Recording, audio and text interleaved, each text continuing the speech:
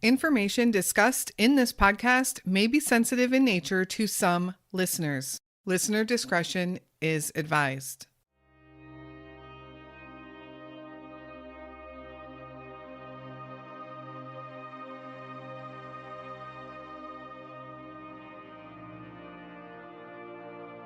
Sarah Kinslow grew up with 3 siblings and loving parents. Sarah and her family lived in Greenville, Texas, an area of the state located just to the northeast of the Dallas-Fort Worth area.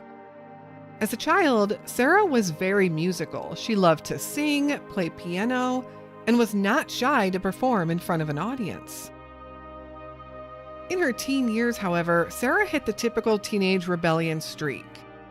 That rebellion escalated when she, at just 14 years old, began dating an 18-year-old. An 18-year-old that had a reputation in the area for drugs and crime. Her parents weren't happy and tried to convince Sarah that she was making some bad decisions. But Sarah wasn't listening. On May 1st, 2001, Sarah's father, John, drove her to school. He took her a little earlier than usual because she told him that she had plans to meet with some of her friends before the start of the day. John dropped his daughter off at Greenville Middle School and drove off, unaware that that was the last time he would see his daughter. Sarah wouldn't come home from school, and her parents would learn that Sarah didn't even attend school that day.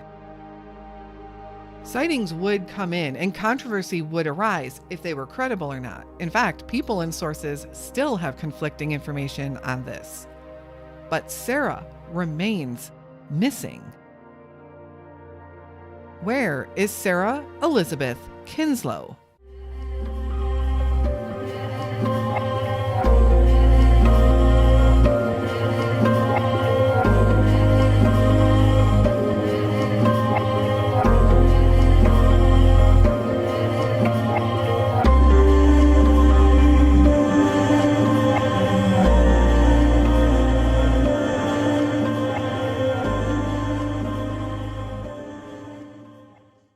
Hello, and welcome to another episode of the Where Are They podcast and another unsolved missing person case.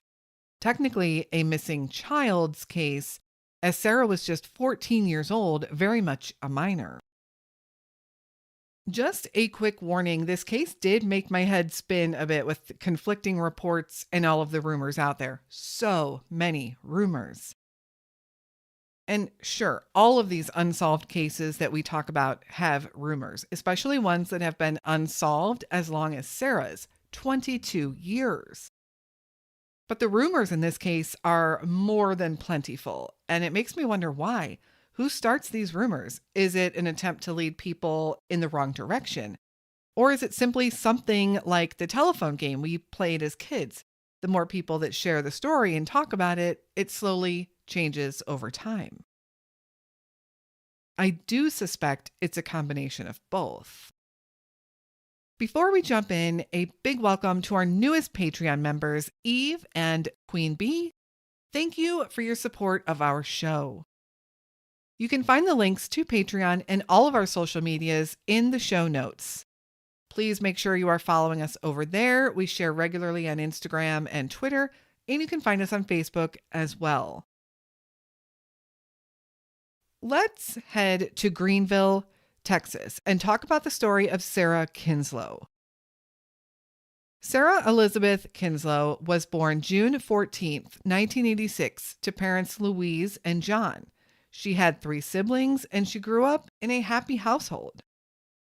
Sarah was known to love holidays as a child, especially Christmas. In fact, her parents recall that she was the first one up every Christmas morning, excitedly waking up everyone else in the house so they could open presents. She would even take her stocking and jump into bed with her parents, unable to contain her excitement. And this is how all Christmases would be in the Kinslow household until Sarah became a teenager. Sarah was also very talented musically. She loved to sing, and she often performed solos in her church choir. At age 6, Sarah began taking piano lessons and soon excelled at that as well. In March of 2000, when Sarah was just 13 years old, she competed in the American Women Composers Competition, and she would take home first place. She had a bright future ahead of her with music, but Sarah would soon lose her way. When Sarah was 14 years old and attending Greenville Middle School in Greenville, Texas, she somehow met 18-year-old Curtis Wayne Bell. And Sarah was immediately struck by him, and in March of 2001, according to Sarah's diary, they would become boyfriend-girlfriend. Suffice to say, Sarah's parents were not happy, not just because of the age difference, but Curtis was known to be a little bit of a troublemaker, and her parents feared that he dabbled in drugs and would introduce Sarah to that world. And like any parent, they wanted to protect their daughter. But it is believed that that is exactly what happened. Sarah's parents often argued with her about Curtis and about her behavior. She began staying out late, disobeying her curfew, and just being overall rebellious. Louise remembers one fight with her daughter where Sarah was starting to pack a bag and threatened to run away. Louise stopped her, and Sarah looked her straight in the eyes and said that she promised one day she would be gone. Louise said that gave her chills in that moment because she could tell that Sarah meant it.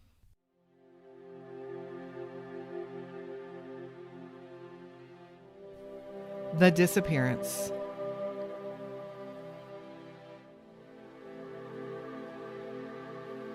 On May 1st, 2001, John drove Sarah to school that morning. They had left a little earlier than usual because Sarah had told him that she was meeting with some friends just before school would start. John dropped her off and drove away at 7:20 a.m. Later that afternoon, Sarah didn't come home from school, and around the time her parents started to wonder about her, they received a phone call from the school. Sarah had been marked absent that day. I just covered the case of Nathaniel Holmes, and this issue came up there as well. But I think it's interesting that schools now wait until after school to call home and alert the parents that the children weren't there. They claim it's a better time to reach the parents and not have the child intercept the call. In my experiences, I've always known schools to call in the morning, which in the cases of these missing children could alert parents much sooner that something is wrong, something is very wrong, and they can begin searching right away. John and Louise are alarmed, learning that their daughter didn't go to school that day, but she had been acting rebellious. They start by calling around to Sarah's friends, but no one knew where she was. Finally, one of the friends would tell John and Louise that a group of them did have plans to skip school that day, and they were going to meet up at a local cemetery, the East Mount Cemetery. But Sarah never showed up. It was then that her parents realized they needed to contact authorities and report their daughter missing.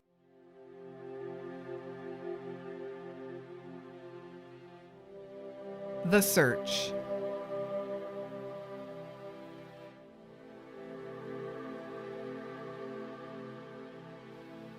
Authorities classified Sarah as a runaway, and her parents believed that was a likely scenario as well. After all, they had been having some trouble with her recently, and she had even made threats to run away. Law enforcement began by questioning the friends and Curtis, who denied knowing where Sarah was.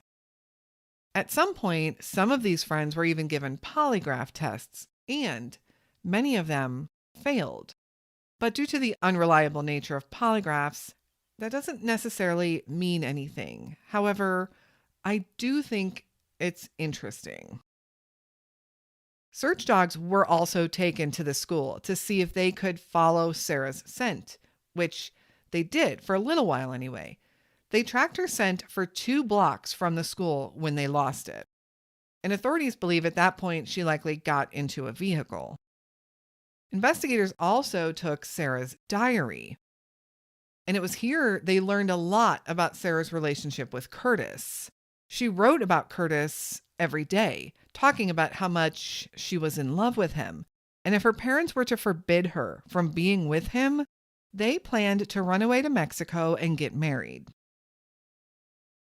Curtis was questioned about this, and he said that they were really just joking around when they talked like that. It was never actually a serious plan, at least not for him. But John and Louise believed early on that Curtis knew more than he was saying. The family, not about to sit around and do nothing, begins putting up missing flyers all over their area. They concentrated on Greenville, and then they expanded out and covered areas of Quinlan, where Curtis lived. And they noticed something peculiar. Within a day or two of putting up flyers in Quinlan, those flyers were taken down. Meanwhile, rumors began to circulate and people began to say terrible things about the Kinslow family, thinking that Sarah ran away because they were possibly abusive and they weren't going to do anything that could send her back there. Meaning, if anyone saw her, they weren't going to report it. Her family was devastated. Sarah's older brother, Jerry, during this time was in prison. And the specifics aren't known as to why, nor are they really important. But Jerry said that he talked to a lot of people in prison that knew Curtis Bell, and they said he was trouble. They all said that Curtis was known for picking up younger girls and drugging them, and then allowing his group of friends to do what they want with them. Immediately, John and Louise wondered if something like that could have happened to Sarah. Perhaps she accidentally overdosed and Curtis had to hide her body. The family did get the help of some missing person organizations, which did aid them with performing local searches. And there was a very important area that they would search. Curtis was from Quinlan, but rumors began to circulate that he had often taken girls back to his grandparents' property in Waco Bay on Lake Tawakoni. The Q Center for Missing Persons came in, and since Curtis's grandparents had passed away, they were able to get permission from the current owners to search that property. But nothing was found. And Louise believes that there was one area of the property that they couldn't search because it was covered in debris. But a satellite view of the property showed a strange mark in the earth in that general area. She said it was the shape of a rectangle, which Louise believes could be a grave. But for some reason, it seemed that that spot or that part of the land was inaccessible to the searchers. Shortly after Sarah's disappearance, Curtis was arrested and charged with sexual assault against a minor. Now, this was involving someone else, not in regards to Sarah. Prosecutors did want to charge him with crimes against Sarah, but without Sarah being present, they couldn't make the charges stick. Curtis would do 60 days in jail and then he would be let out on parole. But he soon violated his parole and was sent back to prison to serve a 9-year sentence. In the days, weeks, and months after Sarah's disappearance, her parents did everything they could to raise awareness and get help finding their daughter. They were successful in gaining the attention of the news media for a while, and they even went on the Montel Williams show at one point. They were not giving up. On the 1-year anniversary of Sarah's disappearance, her parents received an odd letter in the mailbox. It was handwritten, and it simply said that if they wanted answers as to the whereabouts of their daughter, they should ask Lisa St. Clair. Louise and John weren't sure who Lisa St. Clair was. They were soon able to figure it out. They went to Lisa's house and asked her what she knew. Lisa said that she had been a friend of Sarah's, but she had no idea what happened to her. She didn't know anything. Louise, doing her own little detective work, was able to figure out that Lisa was also friends with a woman named Amber. And Louise knew Amber very well. Amber had been a good friend of Sarah's. They were all in this same circle of friends, it seemed. One of the girls told Louise that Curtis and one of his friends had said they buried Sarah's body because she overdosed on drugs. She said she thinks that she had been buried in a nearby rock quarry. And that quarry was searched after this lead came in, but again, nothing was found. Louise, however, does believe that the drug overdose is a very possible theory.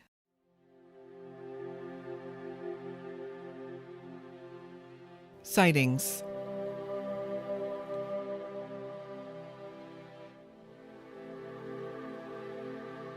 Sightings would come in of Sarah, and the family jumped on every single one. Now, these sightings are officially unconfirmed. However, some media outlets have reported one or more of these sightings as being confirmed. I'm going to pass along the ones that family believed could have some merit, or at the very least, credible sightings. Please keep in mind, it is unclear if any of these sightings are actually confirmed by law enforcement. May 1st, 2001. This is the day of Sarah's disappearance.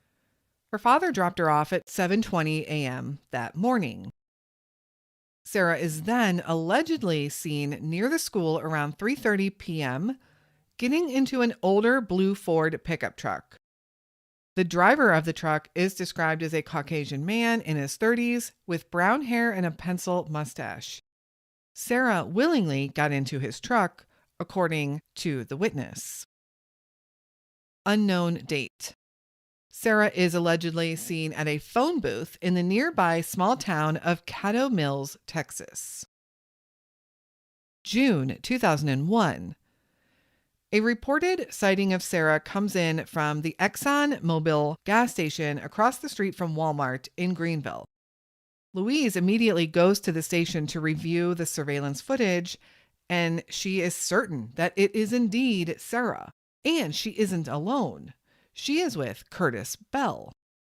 At first, Curtis said it was him, but the woman he was with was not Sarah, it was someone else. But Louise adamantly believes that was her daughter on that video.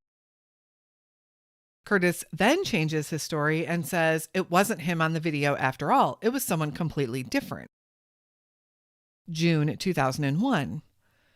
Another sighting comes in of Sarah, although this one is not reported right away. A woman who knew Sarah was with her daughter in the Walmart store when she saw Sarah. She pointed her out to her daughter, who also knew Sarah, and her daughter agreed. That person that they were looking at was definitely Sarah Kinslow.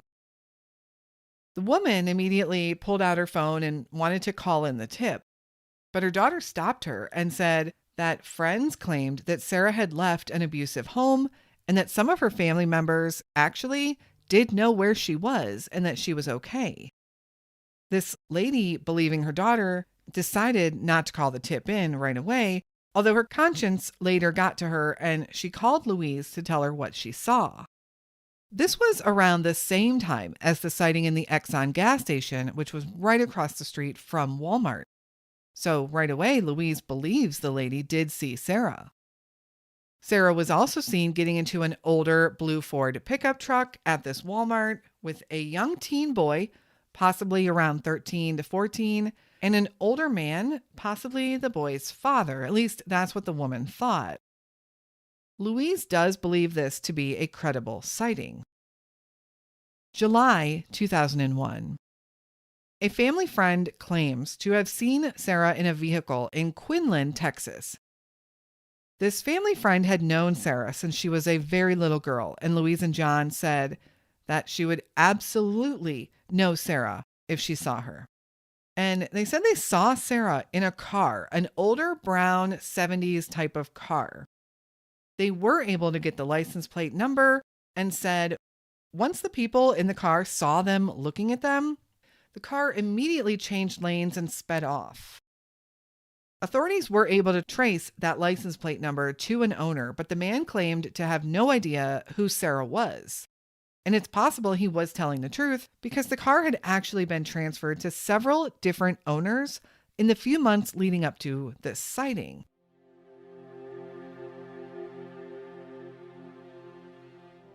Greenville, Texas.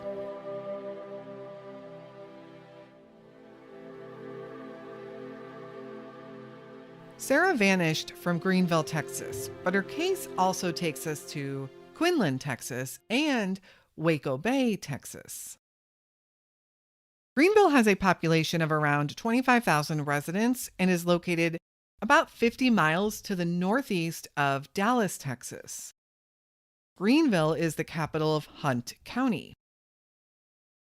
Sarah was last seen by her parents when she was dropped off at Greenville Middle School. She was supposedly meeting her friends, unbeknownst to her parents, at the Eastmount Cemetery, which is about 1.5 miles from the school. Curtis Bell was from Quinlan, Texas. Quinlan is 20 miles south of Greenville and is known as the Greater Lake Tawakoni area. Quinlan is a very small town, with the population being around 1,300 residents. Curtis also had grandparents that lived in a lake neighborhood near Waco Bay. Waco Bay is also part of the Greater Lake Tawakoni area as well. And it's pretty rural there, very spread out. And it is an area that is known for drug activity, likely because of the remote nature of that area. In fact, that area is ranked with an 89% for crime in the state of Texas, meaning that it is more dangerous than 89% of other Texas cities and towns. Lake Tawakoni is also a very large lake itself, covering over 38,000 acres. And while some areas of the lake might have a not-so-good reputation, Lake Tawakoni is also a popular recreation lake, with Lake Tawakoni State Park bringing in visitors for fishing, swimming, and all sorts of water activities. Many people, including Sarah's family, believes that she may have been alive for a while. But since sightings all but stopped after 2001, and it's been so many years that by now she is likely deceased. And the area of focus continues to be Lake Tawakoni and the Waco Bay area. But we have to keep in mind, without any evidence pointing us directly to any specific location, Sarah Kinslow could almost be anywhere. So what do you think happened to Sarah Kinslow back in 2001? Did she run away? Could she be alive now and living somewhere far from Greenville and far from people that would recognize her? Sarah is described as a Caucasian girl, 14 years old when she was last seen in 2001. She had shoulder-length blonde hair and blue eyes. She stood 5'4" tall and weighed around 100 pounds back when she was last seen in May of 2001.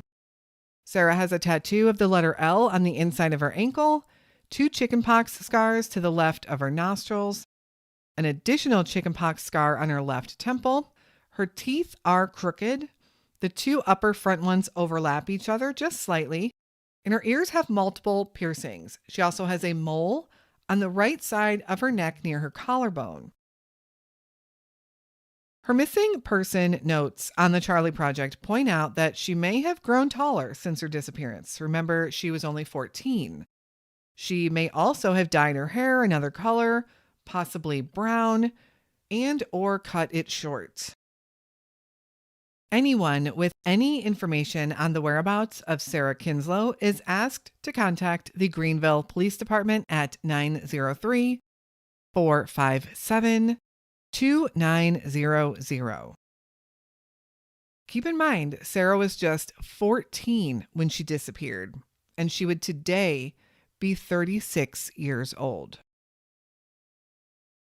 Thank you so much for listening to Sarah's story today. She has been missing for 22 years, and her family to this day still hopes for answers. Please continue to share her story any way you can. Someone out there has to know something. A reminder to give us a follow over on the socials. If anything new pops up on our case, we will post it over there first. If you do have a case suggestion for us or any feedback, please send me an email to canwefindthem@gmail.com or send a message on social media anytime. If you are interested in supporting our mission further, please join us over on Patreon for some bonus episodes. You can also help us greatly by leaving us a 5-star review on your podcast platform of choice. We want the names of these missing persons to be known. We need their stories to be heard. Thank you again for listening to Sarah's baffling and sometimes confusing story. We will be back again very soon with another unsolved missing person case. And until then, stay safe and hug your loved ones.